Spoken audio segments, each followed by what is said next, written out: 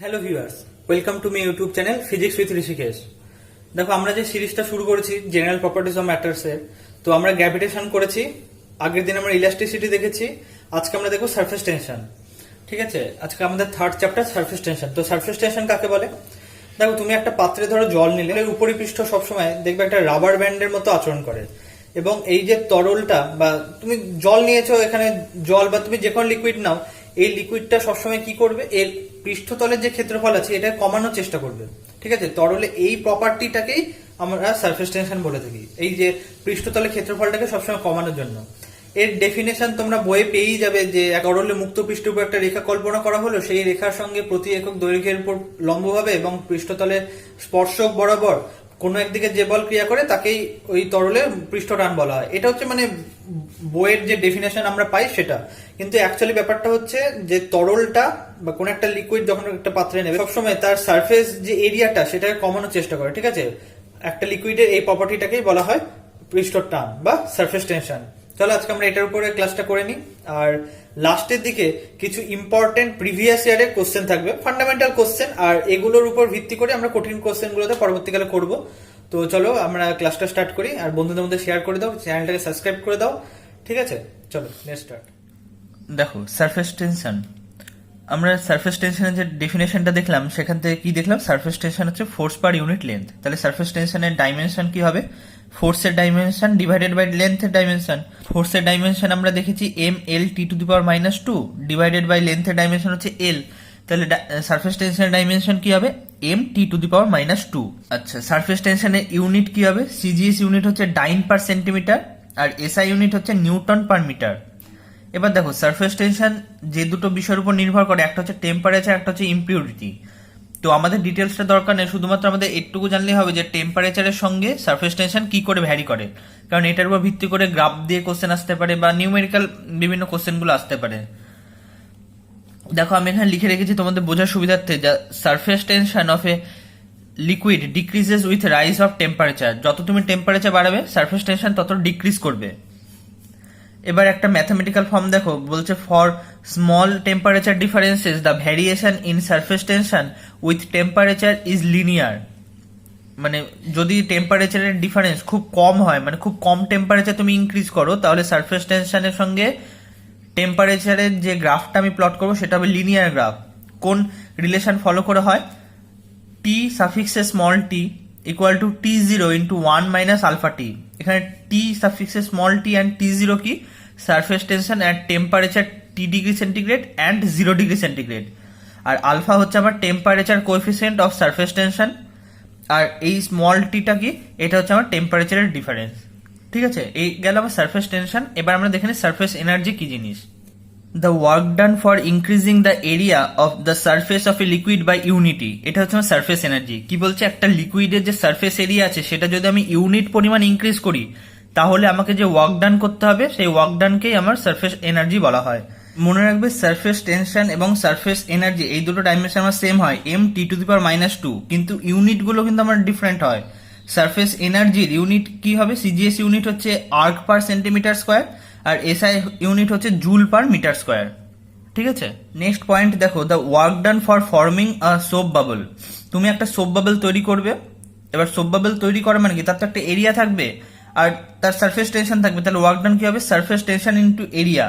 কিন্তু এখানে একটা জিনিস মনে রাখবে, যে যখনই আমি কোনো সোপ বাবল নিয়ে কথা বলবো, তখনই যেহেতু এই বাবলের দুটো সারফেস থাকে, সোপ বাবলের দুটো সারফেস থাকে, সেই জন্য সবসময় একটা 2 দিয়ে মাল্টিপ্লাই হবে। এই 2 ফ্যাক্টরটা সেই জন্য অ্যারাইজ করবে। ঠিক আছে, তাহলে সারফেস টেনশনকে আমি এস দিয়ে ডিনোট করছি। এরিয়া কি হবে? একটা স্ফিয়ারের এরিয়া কি হয়? 4πr²।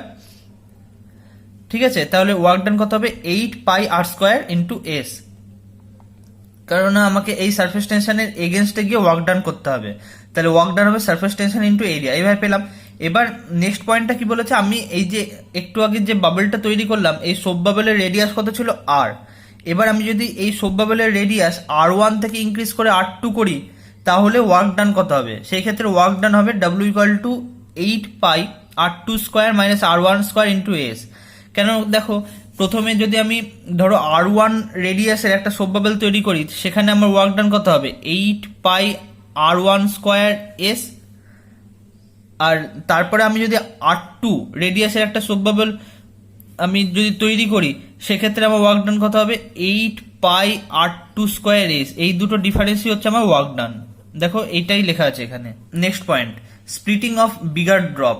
ধরো একটা বড় ড্রপ আছে, মার্কারির হতে পারে, সেটা হাত থেকে পড়ে গিয়ে n সংখ্যক ছোট ছোট ড্রপলেটে পরিণত হলো। এর ফলে কি হয়, টোটাল ভলিউমটা আমার কনস্ট্যান্ট থাকে, কিন্তু যখনই একটা বড় ড্রপ থেকে ড্রপলেটে পরিণত হয় তার সারফেস এনার্জি ইনক্রিজ করে। ঠিক আছে, তার সারফেস এনার্জি ইনক্রিজ করে কিন্তু ভলিউমটা কনস্ট্যান্ট থাকে। তাহলে যখন ভলিউম কনস্ট্যান্ট থাকবে, তাহলে বিগার যে ড্রপটা তার রেডিয়াস ধরে নিচ্ছি ক্যাপিটাল আর, আর স্মল ড্রপলেটস গুলো রেডিয়াস ধরে নিচ্ছি স্মল আর। তাহলে এবার ভলিউমের ফর্মুলা লাগাও। স্ফিয়ারের ভলিউম কি হয়, 4/3πr³ equal to n into 4/3π small r cube. তাহলে 4/3π বোথ সাইড থেকে ক্যান্সেল আউট হয়ে যাবে, r³ equal to n r³। তাহলে স্মল আর সমান কত, capital R divided by n⁻⁻⁻⁻।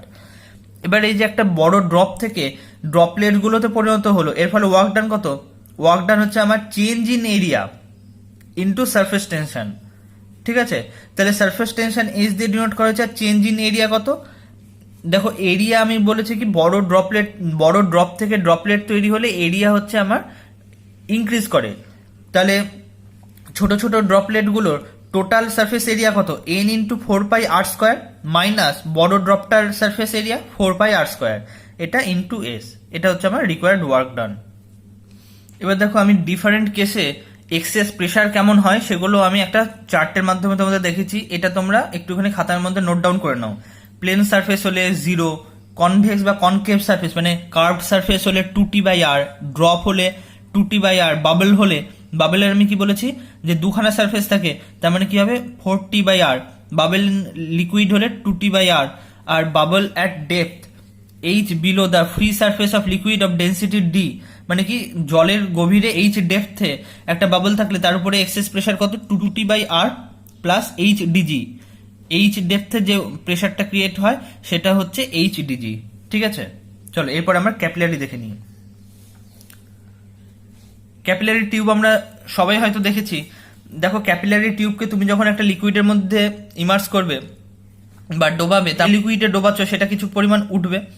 এবার তার উপরে মেনিসকাসটা কেমন হবে, প্লেন হবে না কার্ভড হবে, সেটা আমরা এখান থেকে দেখে নিই।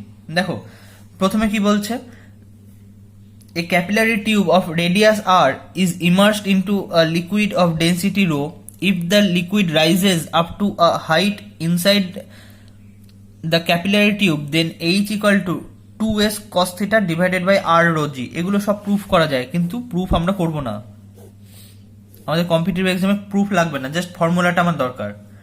h equal to 2s cos theta divided by r rho g। এখান থেকে আমরা জুরিস লতে আসতে পারি, একটু পরে আমরা এটাকে প্রুফ করছি। দেখো এখানে আমার একটা ক্যাপিলারি টিউব আছে, এটাকে একটা লিকুইডের মধ্যে ডুবিয়েছো, এই থিটাটা হচ্ছে আমার অ্যাঙ্গেল অফ কন্ট্যাক্ট।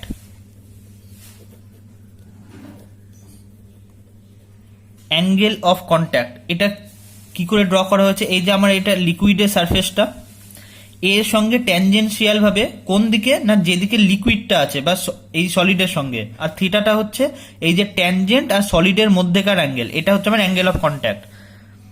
এই থিটার ভ্যালু যদি 90 ডিগ্রি থেকে কম হয়, থিটা লেস দ্যান 90 ডিগ্রি হয়, সেক্ষেত্রে এফ এ গ্রেটার দ্যান fc/√2 হয়। এফ এটা কি, এটা হচ্ছে অ্যাডহেসিভ ফোর্স। অ্যাডহেসিভ ফোর্স কার মধ্যে কাজ করে, দুটো ডিসিমিলার সাবস্টেন্সের উপর কাজ করে, দুটো ডিসিমিলার সাবস্টেন্সের মধ্যে কাজ করে। এটা খুব ভালো করে বুঝে নাও, অ্যাডহেসিভ ফোর্স দুটো ডিসিমিলার সাবস্টেন্সের মধ্যে কাজ করে, আর কোহেসিভ ফোর্স দুটো সিমিলার সাবস্টেন্সের মধ্যে কাজ করে। ঠিক আছে, যদি এরকম হয় থিটা লেস দ্যান 90 ডিগ্রি হয়, বা তুমি যদি এটাকে অঙ্ক করে বার করতে পারো এফ এ গ্রেটার দ্যান fc/√2, সেই ক্ষেত্রে এই যে মেনিসকাসটা হবে এটা হচ্ছে কনকেভ মেনিসকাস, এবং এই লিকুইডটা সলিড সারফেসটাকে ভিজিয়ে দেবে। Liquid wets the solid surface. ঠিক আছে, যদি থিটা লেস দ্যান 90 ডিগ্রি হয় তাহলে মেনিসকাস হবে কনকেভ।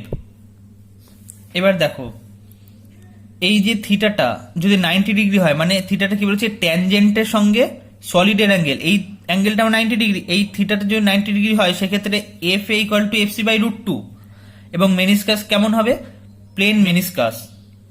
আর সেক্ষেত্রে liquid does not wet the solid surface, লিকুইডটা এই সলিড সারফেসটাকে ভেজাবে না। হলো থার্ড কেসটা। দেখো যে যদি থিটা গ্রেটার দ্যান 90 ডিগ্রি হয়, থিটা গ্রেটার দ্যান 90 ডিগ্রি হয়, সেক্ষেত্রে এফ এ লেস দ্যান FC/√2 হবে, এবং যদি এই ফর্মুলা হোল্ড করে সেক্ষেত্রে হবে কনভেক্স মেনিসকাস। কনকেভ কনভেক্সের মানে মিনিমাম আইডিয়াটুকু আমাদের আছে সবারই, তো কনভেক্স মেনিসকাস। এবং এই ক্ষেত্রেও লিকুইডটা সলিড সারফেসকে ভেজাবে না, ঠিক আছে। এবার তিনখানা উদাহরণ আমি বলে দিচ্ছি, একটু শোনো।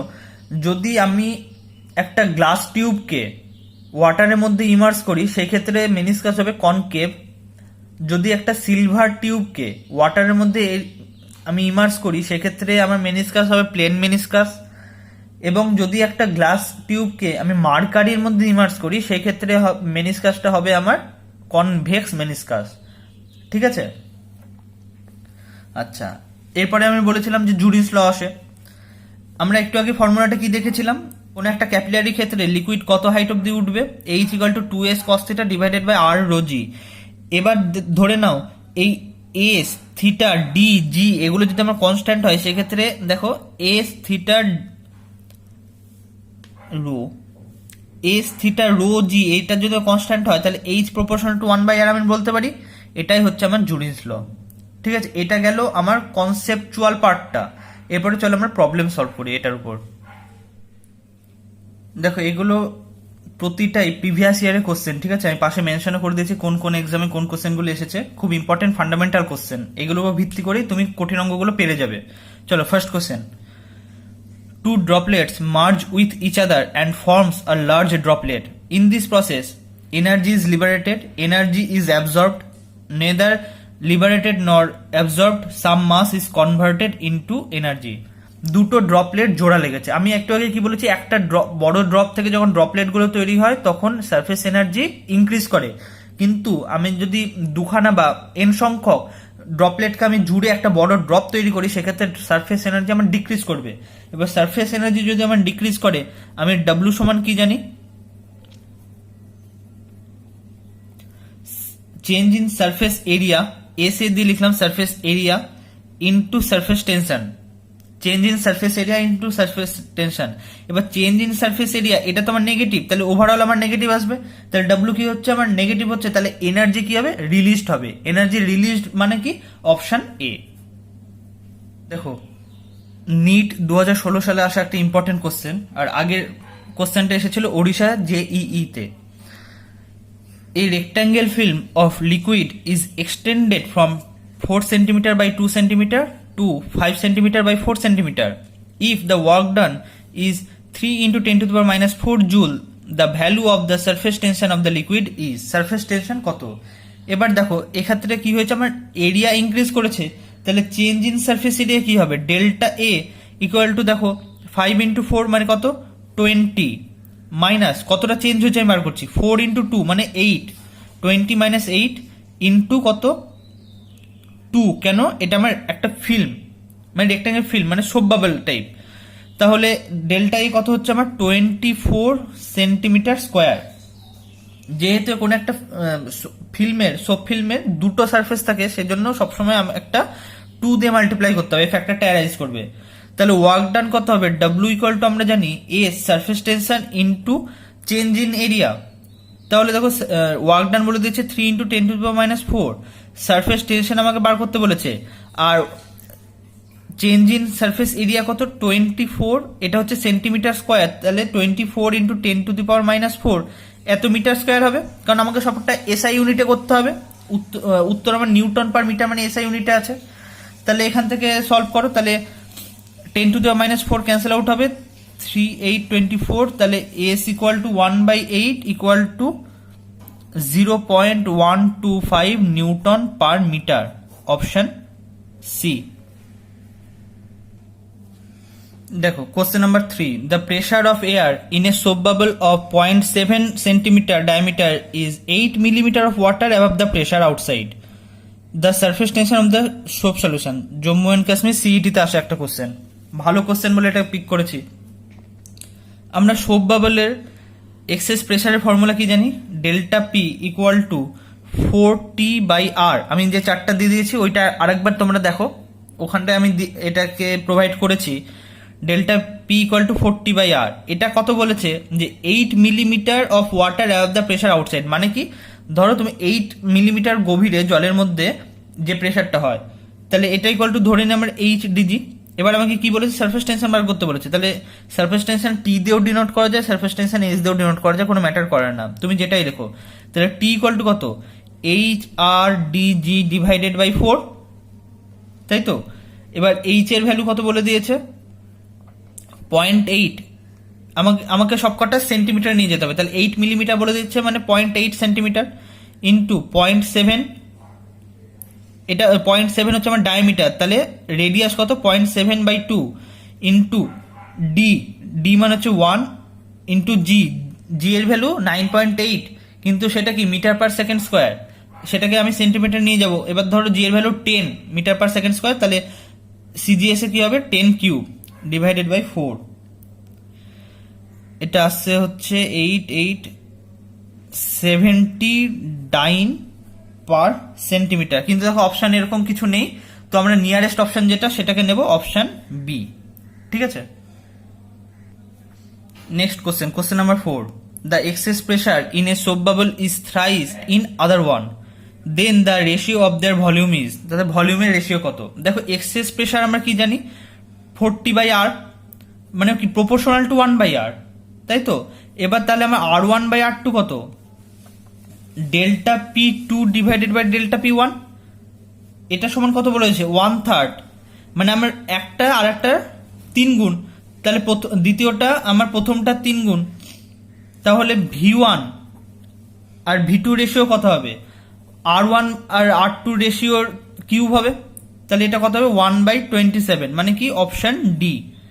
কারণ আমরা কি জানি V equal to 4/3 pi r cube, তাহলে দেখো V proportional to r cube হয়, তাই তো, V proportional to r cube, তাহলে রেডিয়াসের তুমি রেশিও পেয়ে গেলে, ভলিউমের রেশিও পেতে গেলে রেডিয়াসের রেশিওর কিউব করে দাও, সেটা হবে আমার অ্যান্সার। দেখো কোশ্চেন নাম্বার 5, তার আগে বলে দিই যে বন্ধুদের মধ্যে ভিডিওটাকে শেয়ার করে দাও, চ্যানেলটাকে সাবস্ক্রাইব করে দাও, আর ভালো লাগলে একটা লাইক করে দাও, ঠিক আছে। কি বলছে, which graph represents the variation of surface tension with temperature over small temperature range for water. আমরা কি দেখেছি, যদি টেম্পারেচারের চেঞ্জ ভ্যারিয়েশন খুব কম হয়, সেক্ষেত্রে সারফেস টেনশন এবং টেম্পারেচারের যে গ্রাফটা হয় সেটা কেমন হয়, লিনিয়ার গ্রাফ হয়। আমরা ফর্মুলাটা জানি তো, T equal to T0 into 1 minus alpha টি,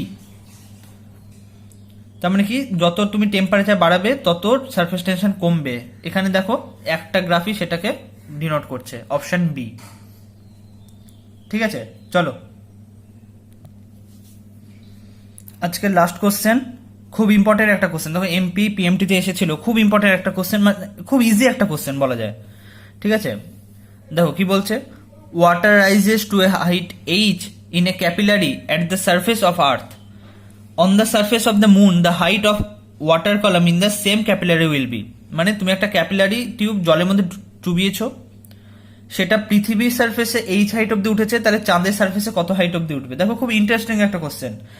আমরা কি জানি কত হাইট অব্দি কোন একটা লিকুইড রাইজ করে, H equal to 2s cos theta divided by R rho G, এটা আমরা জানি।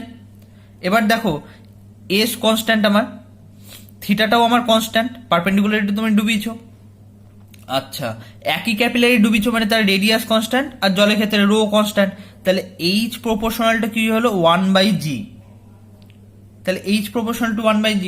এবার আমরা কি জানি, চাঁদের সারফেসে যে অ্যাক্সিলারেশন ডিউ টু গ্র্যাভিটি, সেটা পৃথিবীর সারফেসে যে অ্যাক্সিলারেশন ডিউ টু গ্র্যাভিটি হয় তার 1/6 টাইমস, তাই তো, মানে 1/6, তাহলে ঘুরিয়ে লেখো এইচ তাহলে কত হবে 6h, মানে অপশন এ। চাঁদের সারফেসে অ্যাক্সেলারেশন ডিউ টু গ্র্যাভিটি হয়, পৃথিবীর সারফেসের যা অ্যাক্সেলারেশন ডিউ টু গ্র্যাভিটি তার 6/1, তাহলে এটা তো ইনভার্সলি প্রপোর্শনাল জি এর সঙ্গে, তাহলে এইচ কি হবে, পৃথিবীর সারফেসে যতটা উঠবে তার 6 গুণ বেশি উঠবে, তাহলে 6h, ঠিক আছে। চলো আজকের ভিডিওটা এইটুকুই থাক, নেক্সট ক্লাসে আমরা আরেকটা টপিক নিয়ে হাজির হব। Thank you.